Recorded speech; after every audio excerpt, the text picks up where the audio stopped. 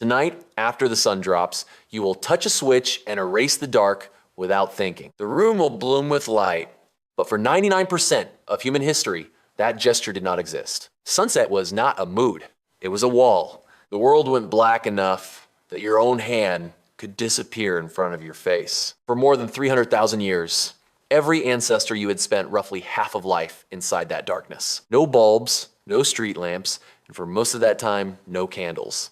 Only stars, black sky, and a fire that could not be allowed to die. So what did humans do with all those hours? The answer rewires how we think about sleep, stories, fear, and the mind that made us human. Start with fire, because fire is the moment night stopped being only an ending. The strongest early evidence for controlled fire comes from Wonderwork Cave in South Africa, about 1 million years ago, while other sites, such as Gesher, Benot Yaakov in Israel, show repeated fire use hundreds of thousands of years later. But the point was not just warmth or cooking. Fire rebuilt the human day. Before fire, our ancestors were like other primates. When darkness came, you climbed into a tree or found shelter, then froze. Moving at night meant becoming prey. Human eyes are poor in darkness compared with the animals that hunted us. Leopards, hyenas, wolves, they could keep working after sunset. Fire changed the equation. A campfire made a small circle of safety, roughly 30 feet across. Inside it, predators hesitated. Outside it, the dark could kill you. That border mattered because it gave the group a visible edge. Here is safety, there is teeth. It also created a stage because everyone inside the glow was facing everyone else. Anthropologists studying modern hunter-gatherers still report that people who leave the fire after dark face much higher predator risk, but fire did more than defend bodies. It gave humans time. Before fire, useful life ended at sunset. Maybe 12 hours in summer, perhaps only 8 in winter. Fire added another 2 to 4 usable hours every day across thousands of generations. Those hours became a second human classroom. In 2014, anthropologist Polly Wiesner published research in the Proceedings of the National Academy of Sciences after years recording Juhowansi Bushman conversations in the Kalahari Desert. By day, about 80% of talk was practical. Hunting, plants, complaints, logistics, exchange. Daytime talk was work. At night, around the fire, 81% became stories. Distant people, adventures, origin myths, jokes. Firelight softened faces, shrank the world, and made imagination useful. It let people rehearse danger without entering it, remember the dead without seeing them, and teach children through scenes instead of orders. Wiesner argued that culture did not simply happen in daylight. It gathered around flame. The campfire was theater, school, church, and memory palace. Around it, humans practiced living beyond the immediate present. Around it, we became us. That is why the fire matters twice. First as defense, then as attention. It held the group in one place long enough for memory to become performance. But the night was not only stories, it also held a sleep pattern modern people almost forgot. You were not built to sleep exactly the way you probably sleep now. In 2001, historian Roger E. Hirsch published work that shows sleep science. After 16 years in archives, he found more than 500 references across centuries. Prayer books from the 1400s, court records, diaries, medical texts, ordinary letters, and passages in Homer's Odyssey. They kept naming the same rhythm. First sleep and second sleep. Before the industrial age, people usually did not sleep in one unbroken block. They went to bed soon after sunset and slept about 4 hours. Then they woke. For 1 to 2 hours, the night opened into a quiet middle space. After that, they slept another 4 hours until dawn. This was not insomnia, it was normal. And people used that wakeful interval. A 16th century French physician recommended it for conception. Others visited neighbors, prayed, interpreted fresh dreams, wrote, or lay still and thought. A doctor's manual from the 1500s called this period the watch,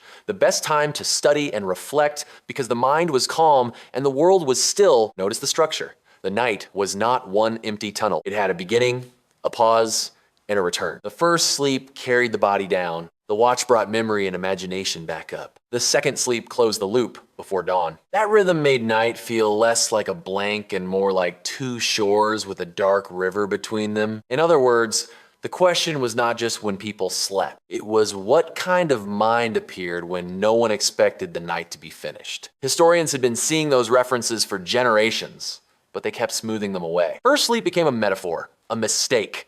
Anything except a literal sleep. The assumption was so deep that translators bent ancient Greek and medieval Latin toward modern habits. Then a laboratory made the old documents harder to dismiss. In 1992, psychiatrist Thomas Ware at the National Institute of Mental Health placed volunteers inside a long darkness schedule. For 1 month, they spent 14 hours each night in darkness. At first, they slept long, as if paying back debt. By the 4th week, they settled into an older shape. About 4 hours of sleep, 1 to 3 hours quietly awake, then another 4 hours of sleep. Nobody coached them into it. Their bodies found it. That is the eerie part. Culture did not have to tell them about first sleep. A room with enough darkness was enough. Baer also measured their hormones during the wakeful period and found elevated prolactin, a hormone also associated with meditation and after orgasm. Participants described peace, reflection, and a nearly meditative stillness. The middle interval was not anxious, scrolling, not tossing, not panic at the clock. It was calm attention without daylight demands. That matters because the middle of the night was not simply failed sleep. It was a different state of consciousness. It showed that under long darkness, the body could still fall back into a divided night on its own. So what ended that room? Like in the 1600s, cities began turning night into infrastructure. Paris moved aggressively under Louis XIV. In 1667, thousands of street lanterns began appearing across the city to make streets easier to police. London followed its own path. The night, once dangerous and suspicious, became navigable. Cheaper candles came next, then gas lamps in the 1800s, stretching commerce, social life, and work deeper into darkness. Streets could be watched,